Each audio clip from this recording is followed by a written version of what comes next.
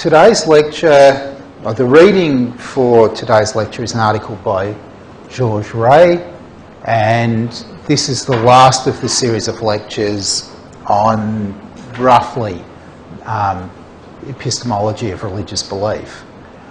What I'm going to look at in this lecture is Rey's very interesting, though obviously very, very controversial argument that there aren't really any people who have religious beliefs. And that's putting it slightly roughly, but you'll see in a minute that it's not too far off. So, what we'll do, I'll talk about a little bit about Rey and what's in his paper. Now, what you've got in the readings is only part of the paper. The whole paper is available in an early version on the internet. If you just search under the title of the paper, you can find it. The paper was published in a book that was edited by Louise Anthony, so I've got a couple of pictures of her at the top of the slide. The edited collection is called Something Like Philosophers Without Gods, and it's a collection of essays by philosophers who are not believers. Some of them are sort of personal essays explaining sort of maybe something about their background or something about what they take to be the reasons why they're not religious. And some of them are more in the nature of Rey's paper, which is really an argument in philosophy of religion for a particular conclusion. Okay, what I plan to do after that is to go through Rey's paper, including the bits that you haven't been given to read, because that helps to set the context for the bit that we'll be discussing. And the bit that you've got to read is the bit that where the real work in the paper is done, and there's quite a lot to argue about.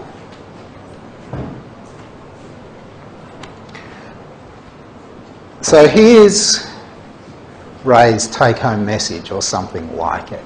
Despite appearances, many Western adults who've been exposed to standard science and sincerely claim to believe in God are self-deceived. At some level, they believe the claim is false. Now, that's actually weaker than what he elsewhere argues for. So he says here many, but in the end he means pretty much all.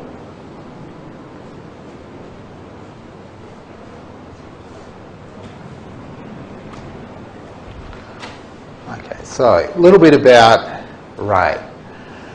Rey is Professor of Philosophy at the University of Maryland, College Park, and his primary field of expertise is philosophy of mind. So he works on foundations of cognitive science, on topics like consciousness and the nature of concepts and the nature of intentional thought, and he also works on stuff that's at the boundary of philosophy and linguistics as well. He's the author of a textbook in philosophy of mind called Contemporary Philosophy of Mind, and he edited a collection of papers on the work of Jerry Fodor, who's one of the really big figures in linguistic philosophy, philosophy of mind, cognitive science. And just to explain these pictures, for some reason there just aren't any photos of Rey on the internet. I couldn't find any. Okay, so on to the paper. Meta-atheism, religious avowal as self-deception. That's the title of the paper. Now, there's a number of preliminary points that Rey makes to try to explain exactly what he's trying to argue. So he argues that in some sense, people who make religious avowals are self-deceived. And he wants to, what he says is he doesn't want to be misunderstood, and so he makes a number of preliminary points that are meant to clarify exactly what it is that he's arguing. And you might wonder whether everything that Rey says here is believable. whether he might not be, to some extent, self-deceived about what he's actually doing in the paper. But we'll come back to that. So here's one thing that Ray says. The sorts of claims that religious people make are often claims that in non-religious contexts would be associated with evident mental illness, patent psychotic delusion. So let's take an example. So this is a real life example, something that happened to me. A few years ago, I was interviewed by The Age at Easter to talk about the meaning of Easter. And I got a phone call after the article appeared in the paper.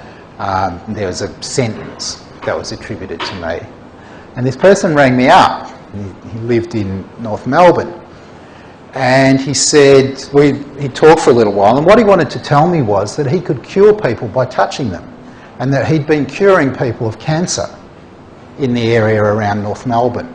Cancer and other things as well. Now, what I thought about this person, and it probably won't be any surprise to you, is that he had some kind of mental illness, right? There was something seriously wrong with him, right? And you could tell that just from the nature of the claim that he was making. I mean, obviously you don't need to do this, but just think about what would actually happen if there was somebody who did have the ability to just go around touching people and curing them of cancer, right? They'd be in the McCallum Institute in no time. Cancer would be more or less a thing of the past in the state of Victoria. It would only take one person. If you can just go and touch, touch, touch, and they all get better, right? This guy was going around claiming cancer, and it hadn't even made it into the newspapers. It wasn't on the news, right? Now, that's not the only bit of evidence that you might appeal to, but it is, right? I hope, evident to you that the most plausible hypothesis here was that there was something wrong with this person. Now, what Ray would say is, think about standard claims in the Gospels about what Jesus was supposed to be able to do, healing people by touch, right?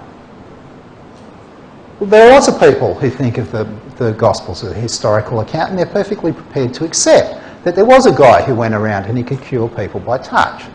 The point that Ray's making here at the beginning is, take away the context, the rich history and interpretive context for what's recorded in the Gospels, and what you've got left is stuff that really you would put down to something much more like mental illness. You might be prepared to accept the Gospel account, but when this guy from North Melbourne rings you up, you're just going to think there's something wrong with him. All right? Change the context and your response to the claim is just completely different.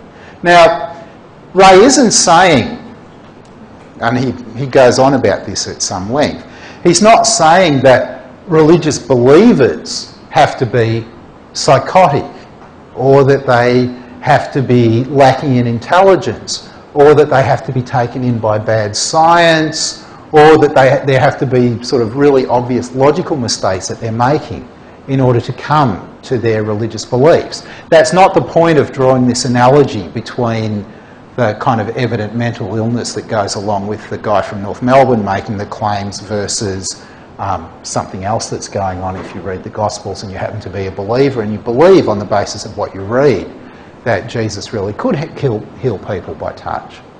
Right. So that's not the point of the analogy. The point of the comparison. What Ray says is the point of the comparison is that when you think about it, in the kinds of things that in one context, a religious context, you might be disposed to believe, in any other context you would reckon are just absurd, obviously false, just not things that you would even consider believing for an instant. And that raises a question, right, that's worth exploring about why it is, or how it is that in the special context of religion you can believe these kinds of things which in any other context you wouldn't believe for a fraction of a second. Ray also says he's not criticising religious practices. He's not complaining about people going to church and singing songs and whatever else they might do. He's not even complaining about them giving money to televangelists. Right? What he's worried about is what's involved in some of the beliefs that go along with typical religions, the contents of the claims that are associated with religious belief. In particular, it's the content of various supernatural claims, claims about the supernatural. Right, and so we've picked on one example so far. There are various other examples that we'll look at as we go along. So what Ray's interested in is when people say certain things as part of their religion, and the contents of those claims seem to Ray to be literally unbelievable. And he's worrying about how that can be.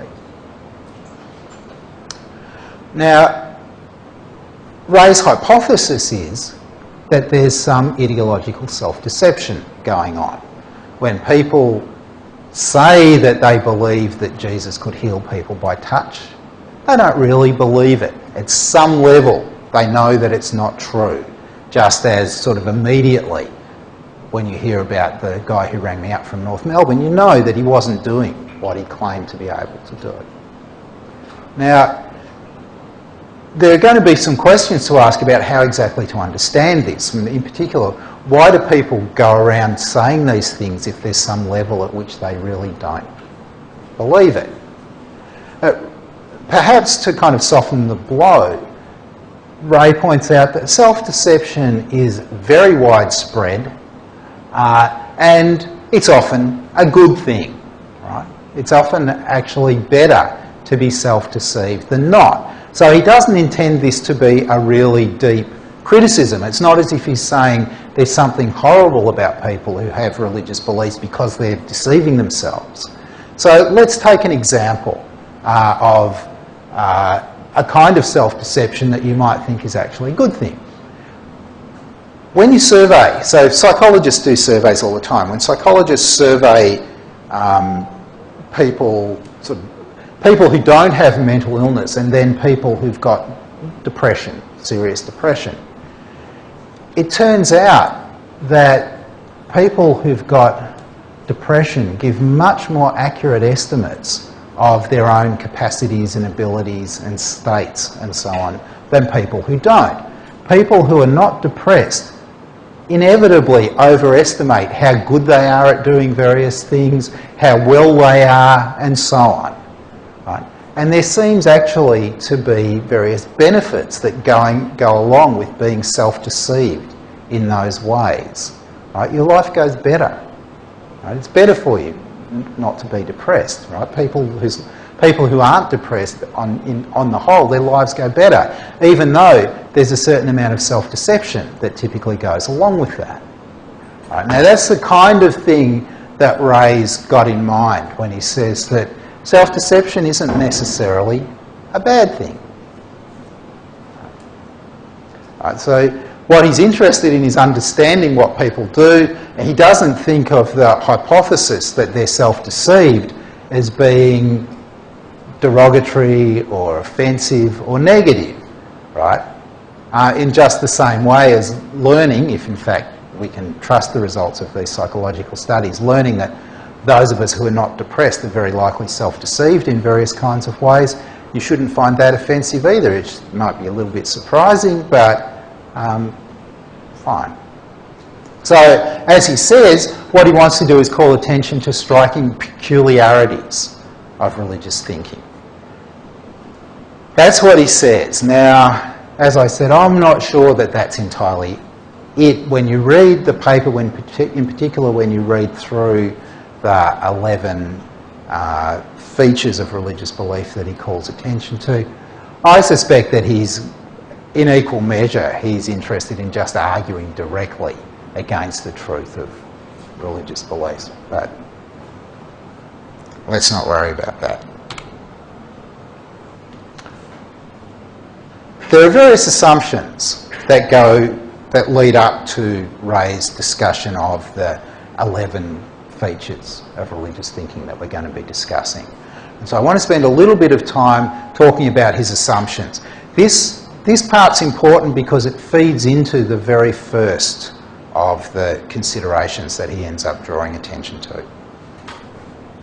So first of all, he says, obviously there are lots of different conceptions of God. The thing that's important for Ray is that God's a supernatural psychological being.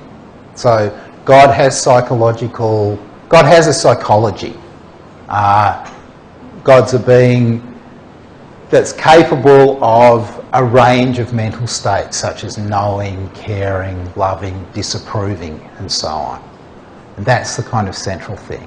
And Ray thinks the kind of standard view is that God's eternal, omnipotent, omniscient, necessarily benevolent and non-physical, but none of that really matters. What matters is that for Ray's purposes, what matters is that God's a supernatural agent who has a range of mental states. Now, there will be lots of people whose conception of God doesn't actually accord with that, who think that there's something very anthropomorphic about supposing that God has mental states at all. That's really not going to matter. It would just, if that was right, it would just limit the applicability of Ray's discussion a little bit. Many, many people do think of God in these terms, and that would be enough to make Ray's thesis interesting. Second preliminary thing that Ray says is that, so let me quote what he says, the reasons for atheism are obvious. They don't depend upon subtle metaphysics, nor do they depend upon sophisticated theories of knowledge. Right? If you think about arguments about the existence of ghosts or gremlins or evil spirits, or arguments about alien abductions or astrology, they're simply not worth any serious philosophical consideration, and that's just obvious. Right? There isn't a whole lot of argument out there about whether or not there are gremlins. Ray's view is it's no less obvious that there's no God than it is that there are no gremlins or evil spirits or ghosts, or that there's nothing to astrology, or that there aren't any alien abductions, and so on.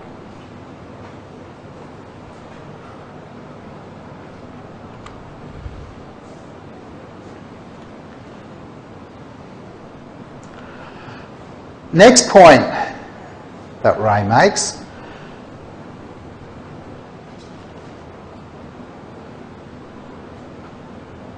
part of what makes it so obvious that there is no God is that there's no evidence that God exists. Now, this should ring a bell with some stuff that we've been talking about already in the course. There's no evidence, and failure to find evidence is actually evidence that there's no such thing to be found, at least after you've looked, right? So Ray thinks there's been plenty of investigation, nobody's turned up any decent arguments or any evidence at all that God exists. So it's sort of obvious on the basis of this absence of evidence is evidence of absence that there isn't a God. And this is another quote from Ray, what's bad enough for bogeymen is bad enough for God. Right? The reason why we don't believe in gremlins and evil spirits and bogeymen and monsters in the wardrobe and so on is that when we look, there's no evidence that they're there, right? And the absence of evidence is just the evidence that there aren't any such things. And he says the same goes for God.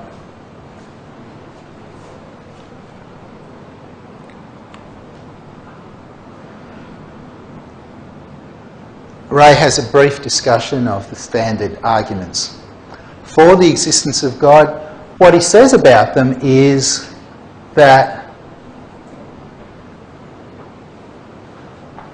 it's obvious that they aren't any good. Right? So he says the standard arguments basically are the ontological argument in Aquinas' 5 ways, apart from various points that you can make about errors and fallacies that they involve. The most obvious thing to notice is that none of them establish the existence of a psychological being. And that's certainly true of Aquinas' 5 ways. None of the 5 ways get you to a conclusion that says a being with such and such psychological states, a being that's capable of knowing and feeling and disapproving and so on, exists. And probably, although it's not so clear, and obviously Ray's left out arguments for design here, probably that's true for arguments for design as well. You probably can't get out anything about disapproving or being angry or loving or so on from arguments for design either. But maybe you can get out something about some states, right? In particular, intelligent design sort of suggests something about intentions and knowledge and forming a plan and so on. And it's interesting that Ray doesn't, when he mentions the standard arguments, he doesn't mention the argument for design. But anyway, this is Ray's view.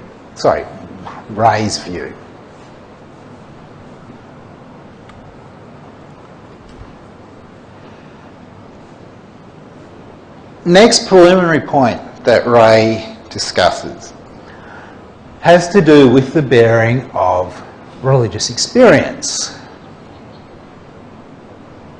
And so I'll just read out this quote from Ray. The question the atheologian, the non-believer, is raising is not whether theistic beliefs are formed by some process of justification, but whether, on reflection, there's any independent reason to think that extravagant beliefs occasioned by mountain peaks and free-floating guilt are in fact caused by God. So Ray's take on religious experience, it may be that some people have certain kinds of experiences, and on the basis of those experiences, the kinds of experiences documented by James in his work on the varieties of religious experience, some people come to believe that God exists. Ray says you should always be sceptical about this. Whatever is the source of those extravagant experiences that are characteristic of religions, there's always going to be this question about whether you should think that the belief that God exists is an appropriate response to that experience or not. You might think that we can find, you look at the starry night sky, the kind of standard case that lots of people appeal to, like Plantinga, remember, right? Even if it's true that there's some disposition to, in the face of looking at the night sky, think God made the stars, there's still a question about whether that's an appropriate belief to form in response to that observation. And obviously, by implication, Ray thinks that it's pretty clear that it's not.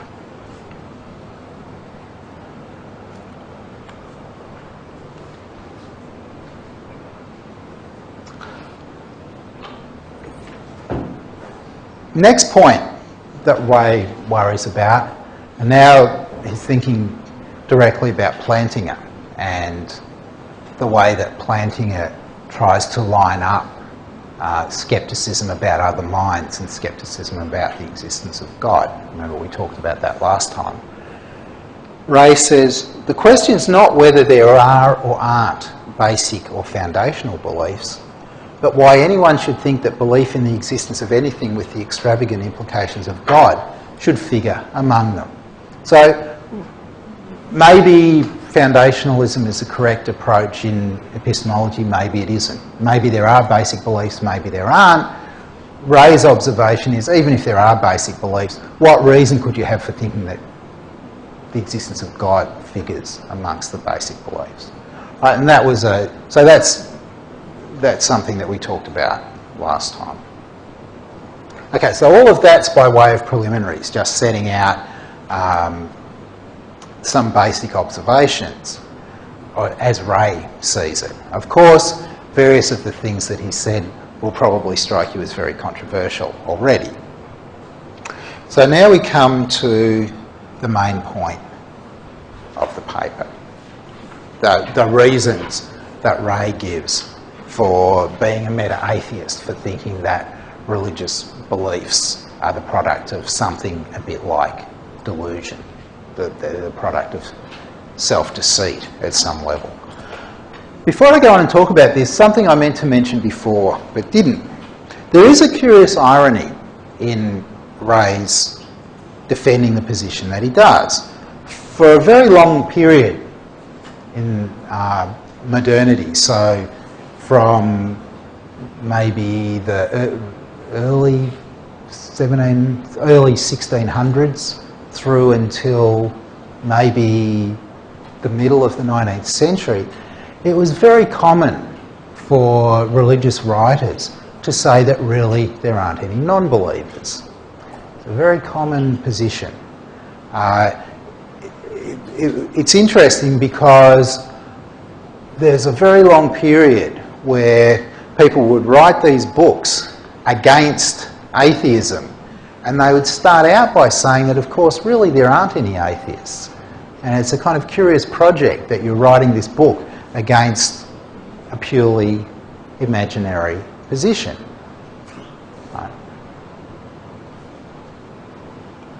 I think it's sort of ironical that there is this long history of people denying that there could be non-believers, and now we have somebody denying that there are really any believers. Okay, so what are the reasons that Ray gives? So what are his reasons for saying you should really think that religious believers are self-deceived?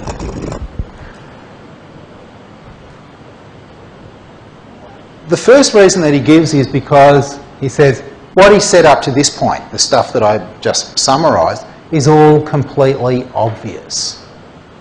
Right? So it's obvious that arguments for the existence of God are no good, etc., etc.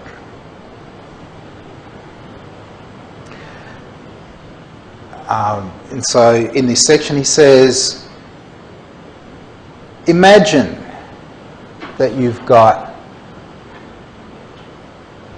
a defendant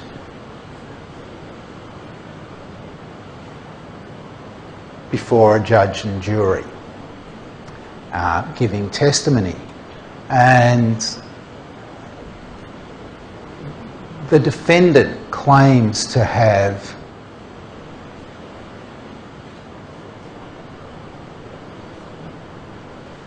direct knowledge from God about, say, the location of the murder weapon or something like that. No other evidence, or direct knowledge from God about some other facts that have to do with the case.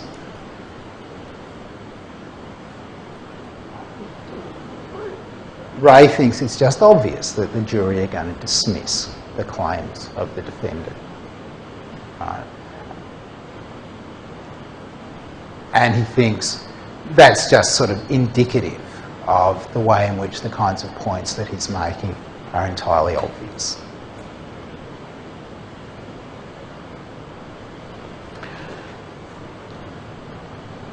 The second thing that Ray insists on is what he takes to be the obvious weakness of all religious arguments. So, among the points that he makes in this section are that creationism is just obviously not a serious alternative to evolutionary biology. You don't need to hypothesise angelic forces in addition to gravitational forces in order to explain the motions of the planets.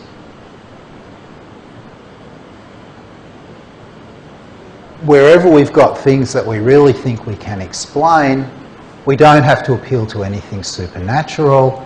There are no good supernatural explanations for anything. And when you look at the actual arguments for the existence of God, so now he goes back and repeats some points that he made before, when you look at ontological arguments and cosmological arguments, it's just evident that they're not persuasive, that they're not good arguments.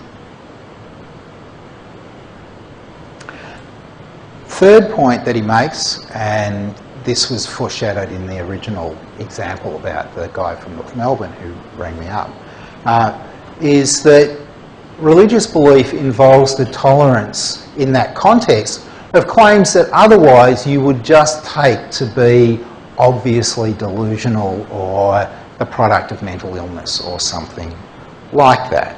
So he mentions a number of examples, and some of his examples might have some ring of truth to them. So first of all, he mentions a friend of his whose daughter, in imitation of Saint Therese of Lisieux, brought ashes to the table and started eating them, right, because this was what this particular saint had done. And the mother didn't say, well, that's good, you're sort of absorbing the lessons of the religion. She said, don't be ridiculous, don't ever do that again. Or another example that Ray gives, and maybe this one rings a bell because it sort of resonates with Ray because he probably was a hippie, but he says, you know, what about the attitude that many people had towards hippies, people who actually gave away all of their material possessions and lived a life that in some respects was rather similar to the life of Jesus? The typical response from many parts of more conservative America is to regard them with scorn, even though if you measured them against the actual precepts of the teachings of the Gospels, they might well come closer than the church-going people. Right, so that's the second example that Ray gives. Consider this. Suppose that somebody builds a big altar in their backyard and they're asked what they're doing and they say, God's told me to sacrifice my oldest child, my only child. That's what I'm going to do. Right. We wouldn't say, well, that's fine. There was biblical precedent for that. Can understand what's going on. Right. Rather, you're going to say, that's horrible. Stop it. Right.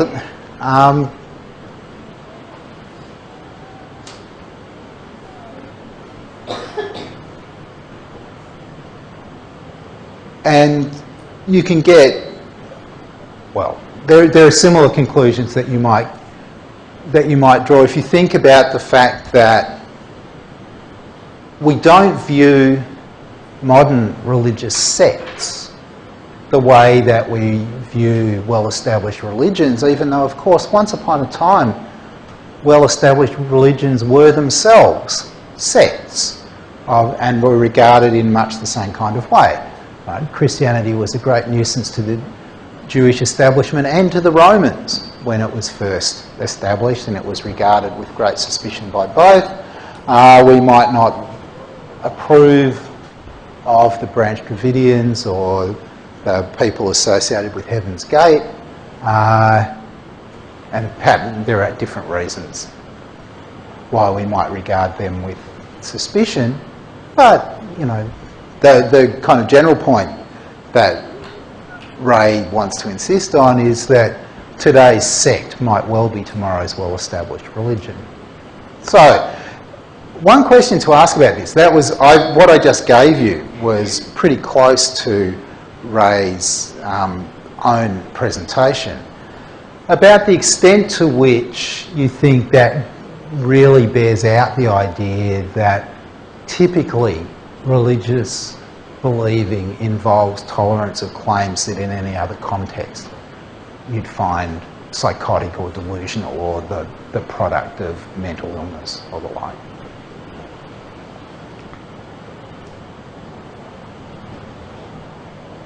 Next point, so now Ray moves on to something else which eventually is going to involve some comparisons between religion and science, and that the epistemic or doxastic or something credentials of one as against the other.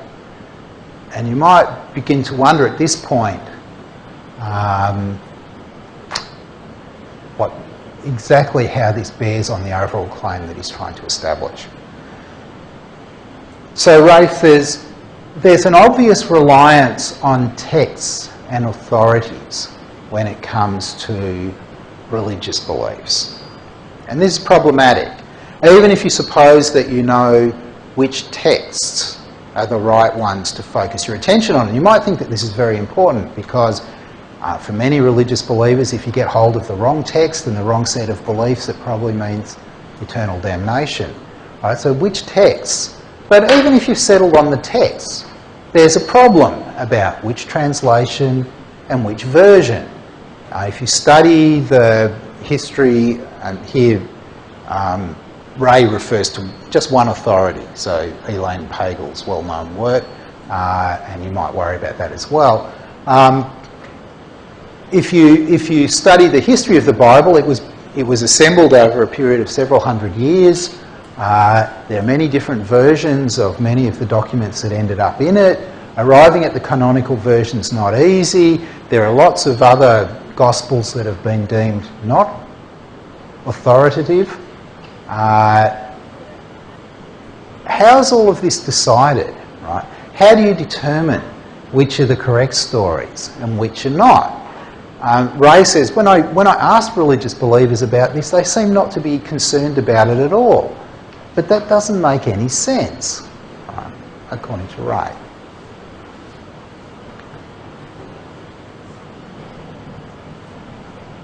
And he says, this all contrasts with the standing of texts and authorities in science, because in his view, the texts and the authorities in science are all provisional.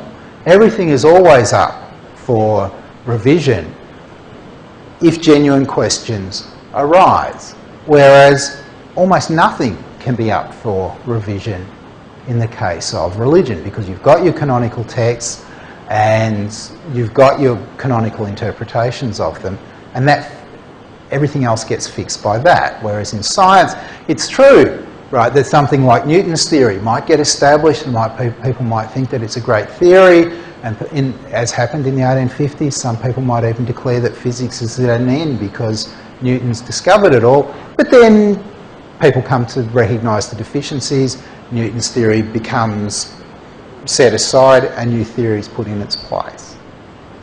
Right. That's what Ray says under this heading. Related to this, and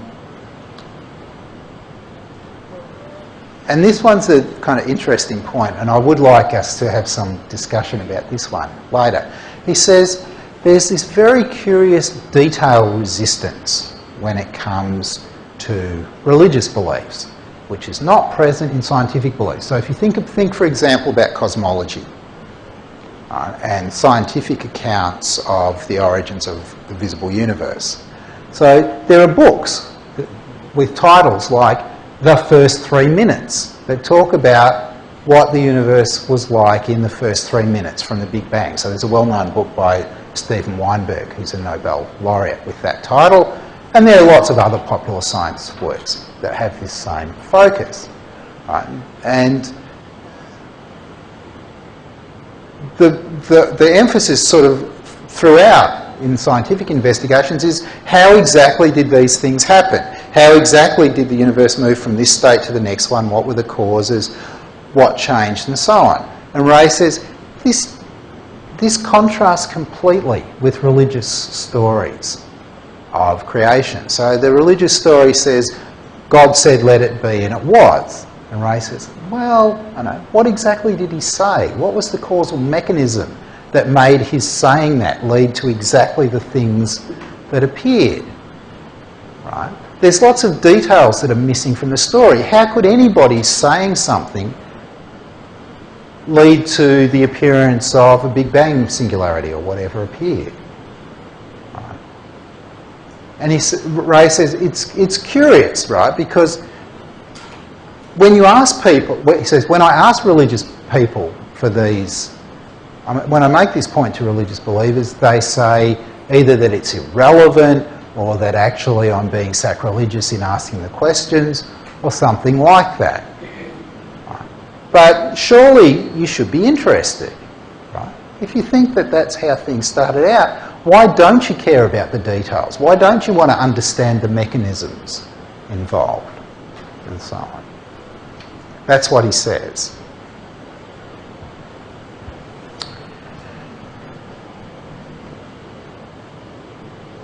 He also says there are other, and this is related to the last point, there are other ways in which it's clear that religious beliefs are much more like fiction than they are like science. They're much more like stories. So, for example, suppose you're reading the Sherlock Holmes stories and you wonder whether perhaps Sherlock Holmes might have had a mole in the middle of his back, right? Since Conan Doyle never says one way or the other, the answer is there is no answer to that question, right? The Sherlock Holmes stories just don't settle whether Holmes had a mole in the middle of his back or not. If we were talking about something factual, we'd suppose that there was an answer. Right? We might not be able to find that out, so we could ask about Conan Doyle. Did he have a mole in the middle of his back? And it might be that if we go and read suppose there was an autopsy, it might be recorded in the notes of the autopsy that was conducted after he died. It says yes or no in answer to that question. But when it comes to Sherlock Holmes, we just think if Conan Doyle didn't say, there is no answer to find. There's no answer to be had. Right. Now, go back to the questions, say the questions about creation. How exactly is it that when God says, let there be light, there's light? How does that work? What's the mechanism? Ray's obviously thinking there's just no answer to be had to that question. Right? He's thinking it goes the same way as things that are obviously fictions.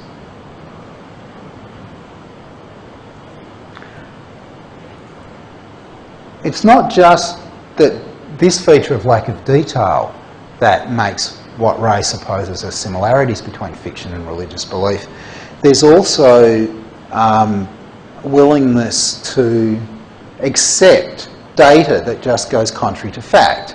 Right? So when you pick up a novel and you start reading it, there might be all kinds of stuff in it that you know isn't true, but it doesn't stop you from keeping on reading. There may be limits to this, so it may be that if I start off my fiction and I say that the main character took the little baby and dropped it in the vat of oil and it was boiled to death, and that was a good thing, right?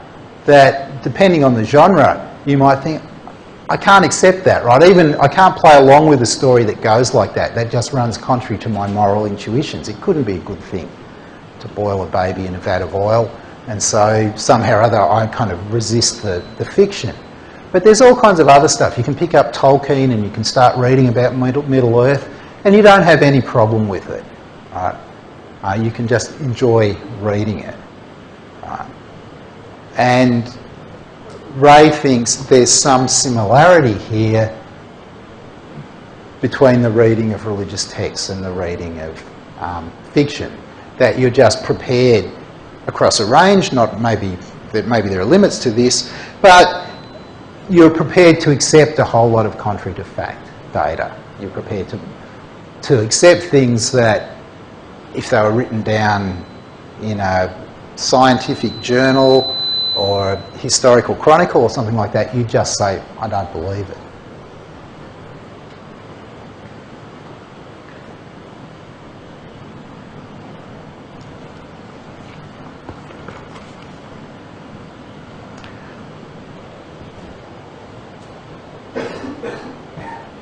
Next thing that Ray says is there's peculiarly selective perspectives that are adopted in religious beliefs. So remember Plantinga from last time talking about the way in which we're disposed when we look at the flower to believe that God exists, or we look at the starry heavens. And Ray says, think about all the other details that you might focus on here. What's the universe like? Basically, it's very big, mostly it's empty. Where it's not empty, mostly it's a nuclear furnace. Right?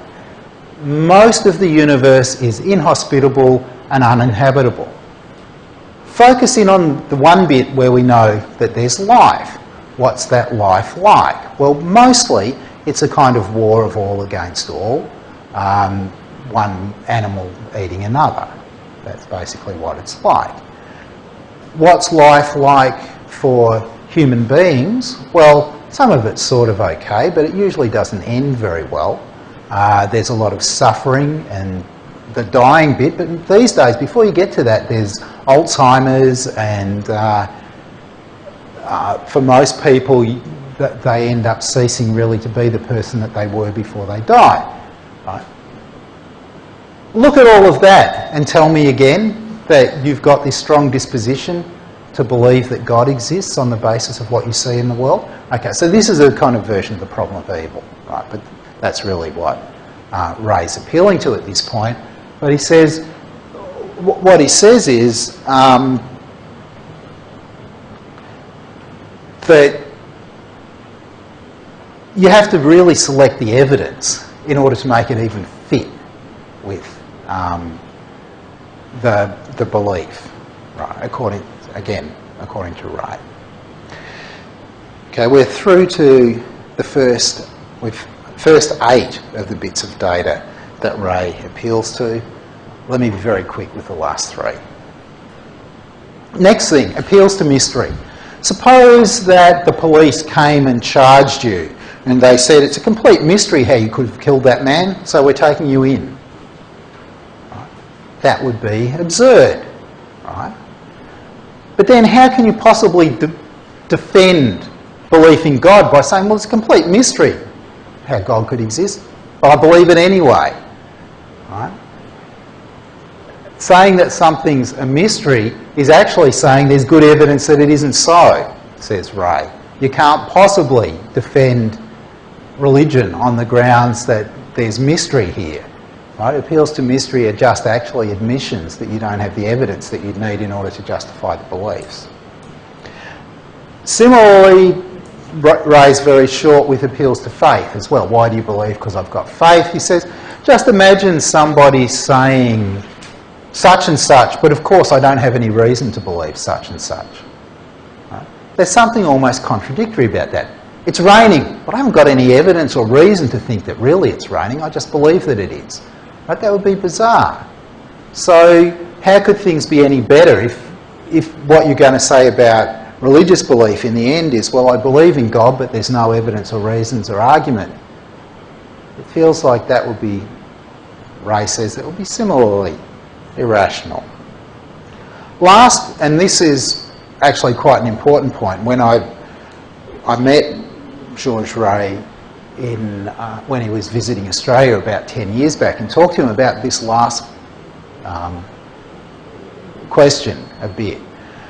He says, religious people, I mean, the fact that they really don't believe what they say they do is betrayed in their reactions and their behaviour. Right? So he's got 2 examples that he mentions. One is the belief in life after death. Suppose that one of your friends is going away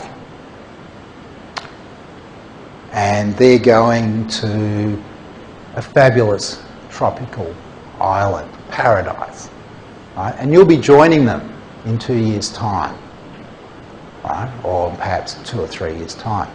Should you be in the depths of depression at this prospect? Right? Should you go into mourning and wear black for weeks and so on? That would be bizarre.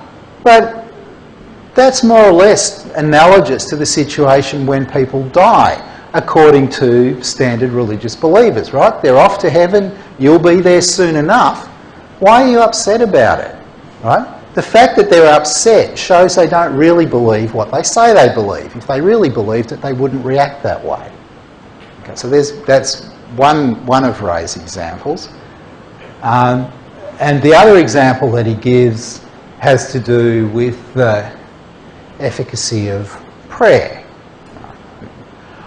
Let me skip over that and just mention the thing that Ray said to me in conversation. He says, when I make these kinds of arguments to people, so religious believers, what I find is that they stop looking me in the eye and they start shuffling their feet, right? And they look embarrassed. And all of that is just behavioural evidence that they don't believe what they say they're believing. That's just the kind of reaction that people would make when it sort of struck them that there was something wrong with the position that they were adopting. So that's one last thing that Ray says. Okay, I've done my best to give you Ray's version of things. After the break, I want you to tell me where you think this is wrong. If you think it's wrong, where you think the weak points in Ray's position are.